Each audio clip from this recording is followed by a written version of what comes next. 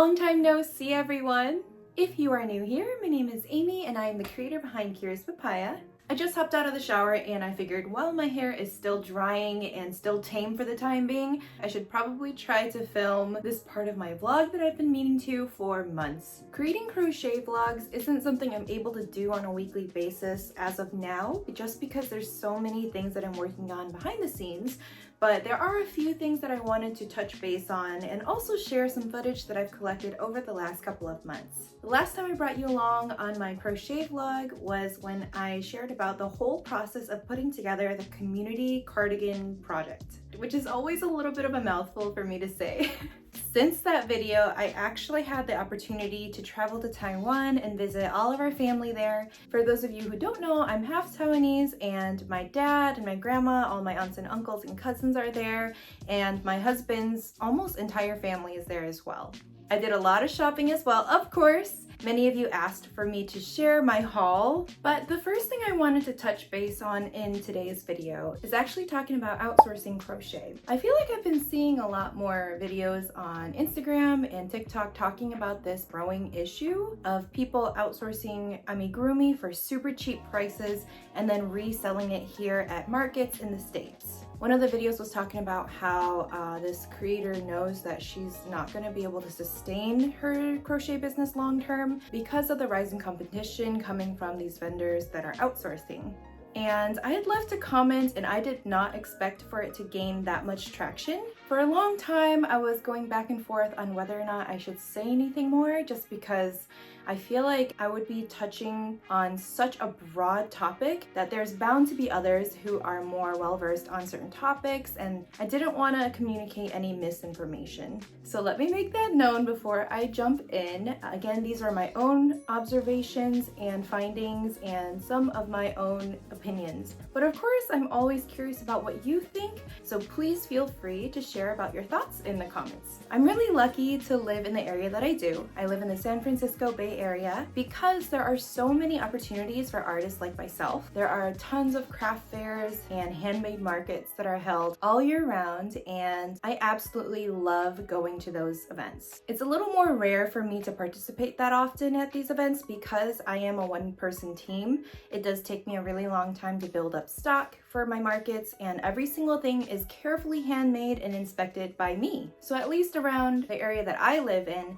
there started to become more and more vendors popping up selling almost identical things. A lot of them were selling amigurumi dolls and particularly amigurumi flowers. How are these vendors selling every single month at multiple events and never seeming to run out of any stock? On top of that, how are they able to charge so little when I knew firsthand how much time each of those makes must have taken? The answer is, drumroll please, outsourcing. So I'm gonna be really careful and say this up front. I'm not gonna be touching on issues like exploited labor and unfair wages and everything like that, because the truth is, if we really wanted to dive into such huge issues, we would be paying more attention to some of the biggest corporate companies that we shop from every single day. I do feel like I've been seeing a lot of people notice crochet items being sold at places like Five and Below, Claire's, Target even, and other places, and they're mostly outraged by the fact that crochet is so intricate and it can't be reproduced by a machine, so it must all be handmade, and if that's the case, then there must be workers that are being exploited. And I'm gonna admit, I think it was like 2 or 3 years ago, I had posted something similar that I never expected to gain as much traction as it did. And that was my initial reaction to seeing crocheted things being sold in stores as well. However, I do also want to make the point that crochet is not able to be reproduced by a machine, not because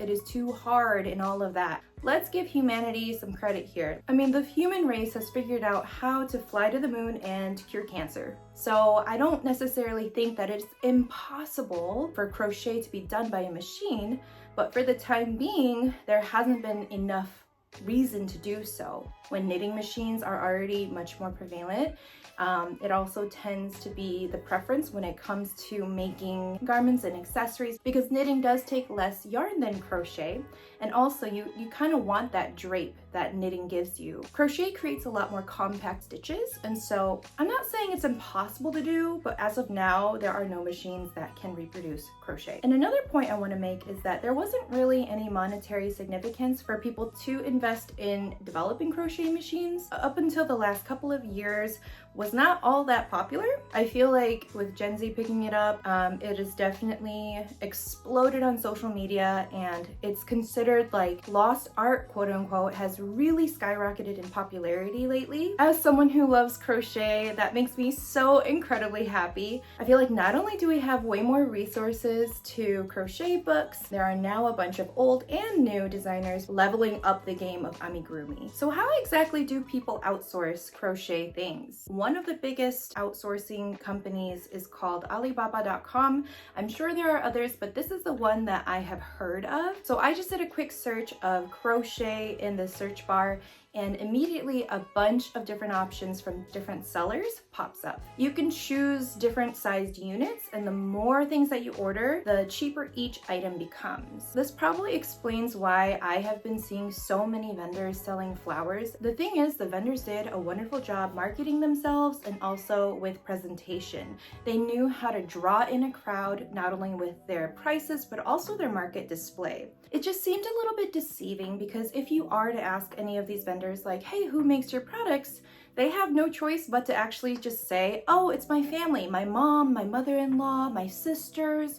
Those are the most common answers you will get if you are asking them. And the reason is, a lot of the markets that these vendors are at have a very strict policy on the products being sold at their markets being handmade either by you or your team, and it has to be based in the US. Here's the thing. The jury team, or the panel of people in charge of deciding which vendors get into a market and which ones do not, have no way of telling who is actually outsourcing and who is actually making their own products. To someone who is familiar with yarn and to a trained eye, you could probably spot which items have been outsourced simply by the materials that they are made of. I'm not expecting for the jury teams of these markets to be able to do this, but I'm just saying I can tell immediately which vendors are outsourcing because of the type of yarn that they use. A lot of times the yarn being used is something called milk cotton, or something along the lines of that. It has a really distinct stitch definition. There isn't really anything similar to milk cotton in the US. If you are getting your yarn from places like Michaels or Joann, they definitely don't have any brands that are anything similar. The type of stuffing that is used, if it's being outsourced, is a lot harder. There is like essentially no room for you to be able to squish a plushie and for it to give anyway. It's like super, super firm. So why is this such a big issue to other creatives, whether you crochet or not? Well, I feel like the integrity of our art is being lost here, especially because local artists who actually do make all of their own things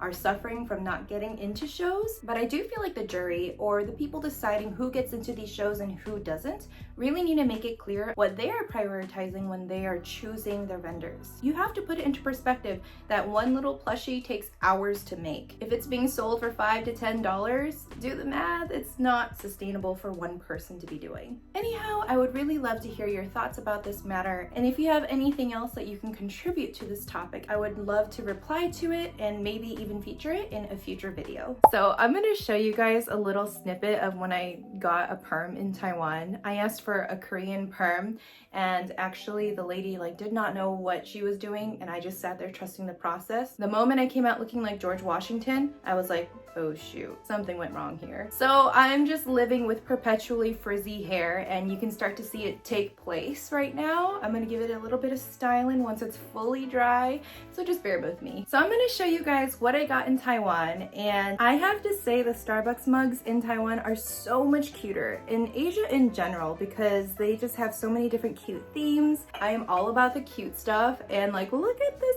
adorable turtle. And there's a whale that goes with it. I had to snatch these up the moment I saw them. I actually really like the whale because the tail is also like a little thumb imprint. That is so creative. I love characters too, and if you didn't know this about me, I collect little pom-pom Purins. He's always been my favorite character ever since I was a little kid. There's a tiny little Sanrio store next to my grandma's place. I would go there every single day and touch everything on the shelves, and I'm pretty sure that the workers hated me. We were just unsupervised children running around the city by ourselves. So I'm so happy I came during cherry blossom season because I was finally able to get a pink pom-pom purin, and I think he's so cute. I also went shopping at like the night markets, and I kind of forgot how it's like a tourist trap. I saw this cute little keychain. I love A Peach. She's a character from Kakao Talk, if any of you guys are familiar. It's like a Korean chatting app basically. And what's cute about her is that he has a little butt, but immediately I realized like this was a knockoff. Like this is totally not an actual like licensed thing because the butt is so defined. Like the actual A Peach does not have that thick of a crease. But anyway, it was already in my hands. I had no choice but to buy it at that point. That lady was good. She got me. So yeah, here's my knockoff A Peach. This is probably one of my favorite purchases. I'm gonna show my journey of how I found this book right here.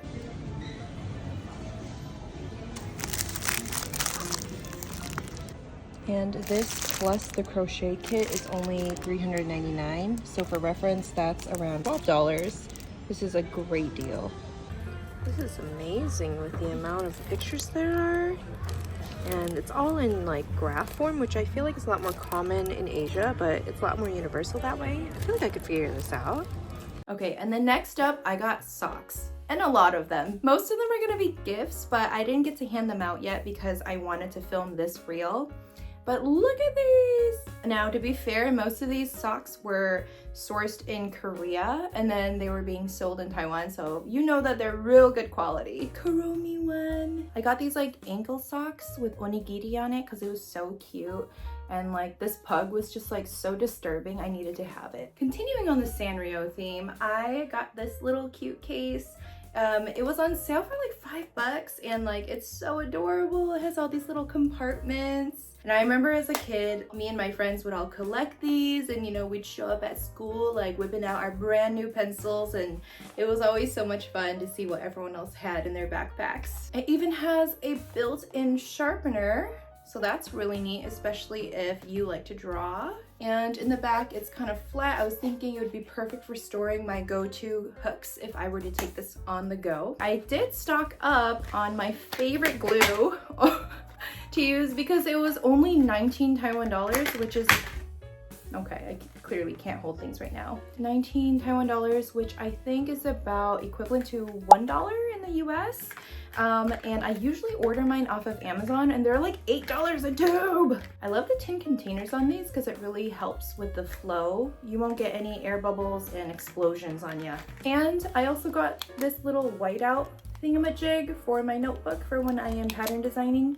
Like usually I use pen and my notebook looks like bloody murder, and so I'm hoping I can keep myself accountable and stay neater with my note taking so I can actually understand what I wrote in the future by using this little whiteout. And this was like 50 cents, by the way. Oh yeah, I also got these two little Lego figurine thingamabobs, and I am planning on putting it in my little display glass thingy behind me. I also had the chance to go to the brand new Pokemon Center in Taipei, and that's where this little guy came from.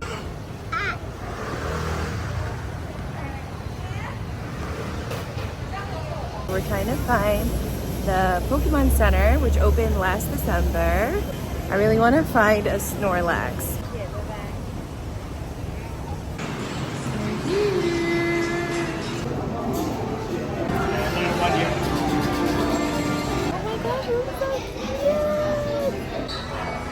Found them. But it's a limit 3 per person, right? Do you need me?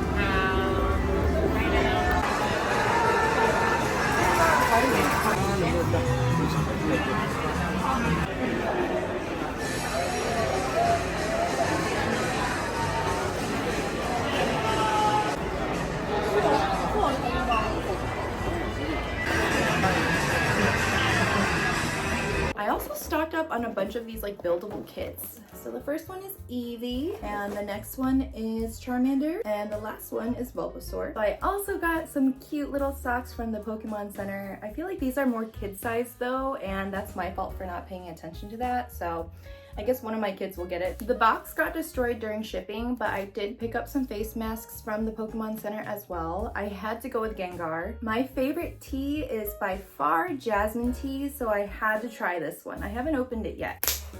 Ooh, it has like a little cute handle. So fancy.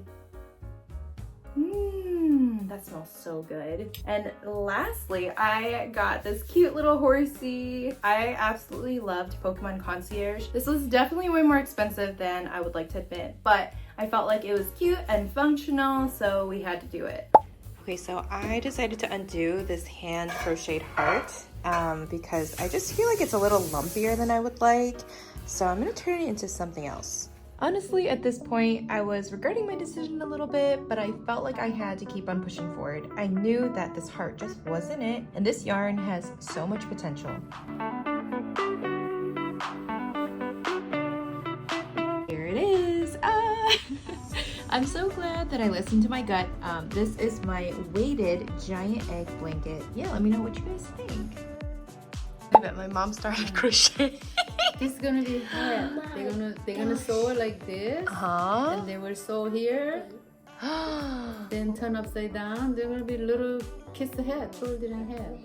I'm so impressed that you're doing this. I think you should have stopped.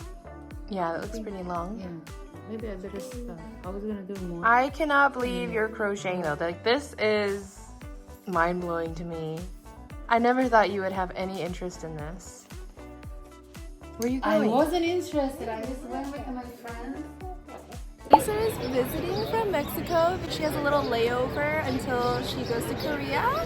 And so we explored San Jose, and I'm putting her on the spot right now. Alright, we don't have a tripod, so we have a little bit of an awkward angle. I am going to be making a beluga. Yes, and she makes a lot of really amazing Pokemon plushies and other character plushies. So share with us a little bit about how you started off your business. It actually started like a hobby, more like something I do in my free time while I was working. And at the time I was like a fresh graduate college student, so no money, but I wanted to collect a lot of Pokemon plushies. I only know how to do like the basic crochet, but I never tried to make like an amigurumi. I didn't know what it was an amigurumi. Actually, it was like only 1 or 2 crocheters that had like YouTube tutorials at the time. Oh yeah, there's so many more resources, which is really cool. I remember struggling a lot because the way they tell you how to do the things, it was like 2 single crochet increase and then nothing. Then I'm like, what's that supposed to mean? Right, the patterns were not written like uniformly. Then I got like after making maybe 5, 7 teddy bears, you just add some different things. Yeah.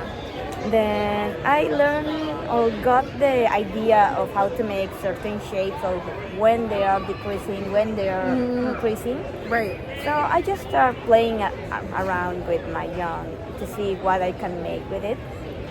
And that's how you got into like designing characters. Yeah, that is when I got how to make my own.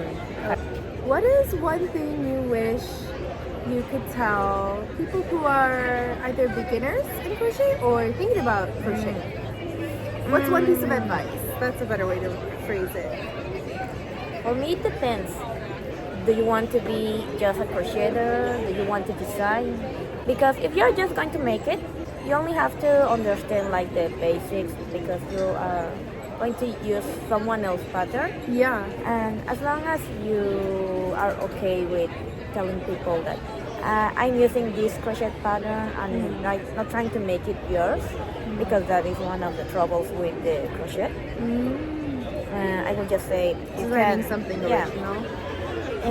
it's okay as long as you understand that you are using someone else's pattern, but because I've been told by some people that they really struggle to design their own things, and even though they have been crocheting for years, they just can't design something the way they want it. So they have to follow patterns. Yeah, I think designing is definitely a different skill set, for sure. Some people can get sensible when copyright things can happen. It will happen. Crochet Crochet drama. is just like, it will happen because everyone is using circles, triangles, rectangles to make things. So they will look kind of similar at some point. But you have a very distinct style, I think, when you're making the characters. Yeah, I am either my style or I try to stay as close as the original as possible.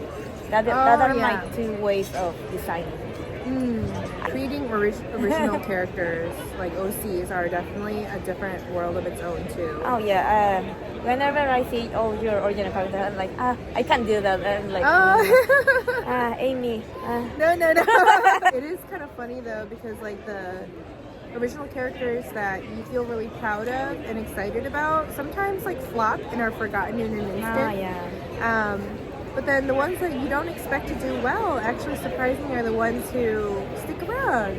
You know, and that was definitely the case with my Gertrude chick. Yeah, because I didn't expect that she was going to be,